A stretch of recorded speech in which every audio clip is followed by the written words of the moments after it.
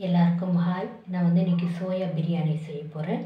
இப்போ எப்படி செய்து நம்ம பார்க்கலாம். அதுக்கு 1 கப்பு நான் சோயா எடுத்துருக்கேன். சோயா நம்ம ஊற வச்சிடலாம். அப்படியே சோயா உள்ளே சேர்த்துடலாம். தண்ணி சேர்த்துடலாம்.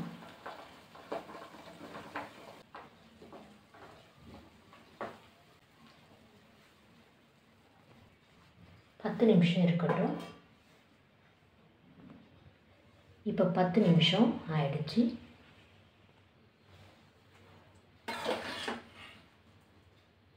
பச்சை தண்ணி வச்சுருக்கேன், உள்ளே சேர்த்துக்கிறேன்.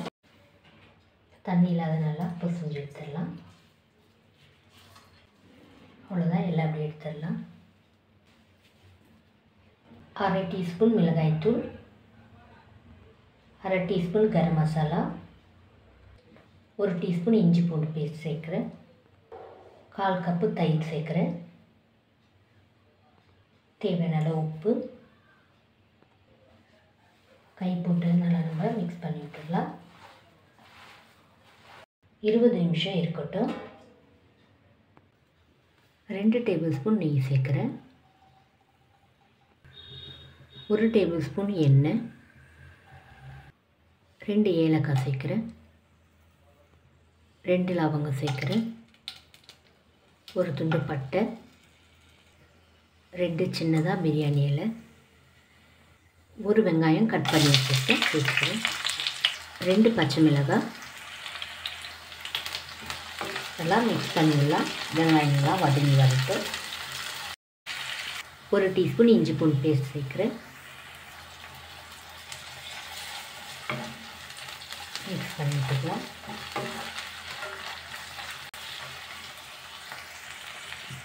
இப்போ வெங்காயம் நல்லா வதங்கி வந்திருக்கு.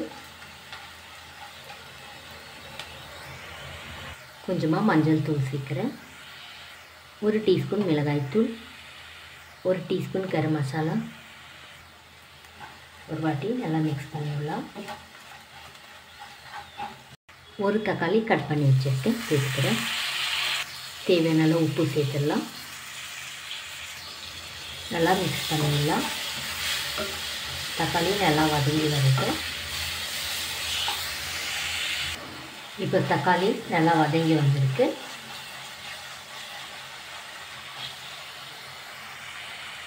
சோயா உள்ளே சேர்த்துடலாம். ஊற வச்சு சோயா நல்லா மிக்ஸ் பண்ணிடலாம்.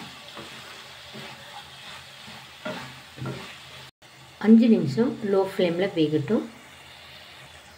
இப்போ சோயா சேர்த்து 5 நிமிஷம் ஆகுது.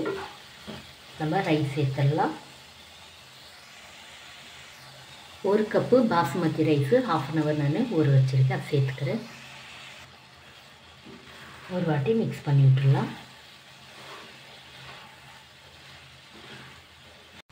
2 கப்பு தண்ணி சேர்க்குறேன், அரிசி எடுத்து அந்த கப்பில். கொஞ்சமாக கொத்தமல்லி, கொஞ்சமாக புதினா. ஒரு வாட்டி மிக்ஸ் பண்ணிடலாம். நீங்கள் உப்பு இப்போ செக் பண்ணிக்கலாம்.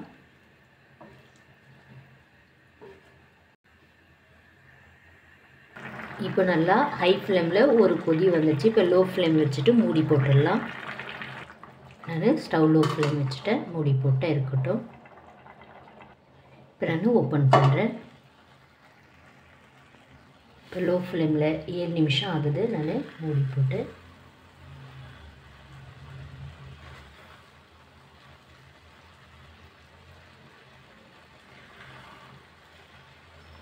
ஒரு வாட்டி மிக்ஸ் பண்ணி விட்டுடலாம். அவ்வளோதான், நல்லா மிக்ஸ் பண்ணிவிட்டேன். நம்முடைய பிரியாணி ரெடி ஆகிடுச்சு. நான் ஸ்டவ் ஆஃப் பண்ணிடுறேன். நீங்கள் இப்போ கொஞ்சமாக நெய் கூட சேர்த்துக்கலாம். அவ்வளோதான், நம்முடைய சோயா பிரியாணி ரெடி ஆகிடுச்சு. இந்த வீடியோ உங்களுக்கு பிடிச்சா லைக் பண்ணுங்கள், கமெண்ட் பண்ணுங்கள், சப்ஸ்கிரைப் பண்ணுங்கள். தேங்க்யூ.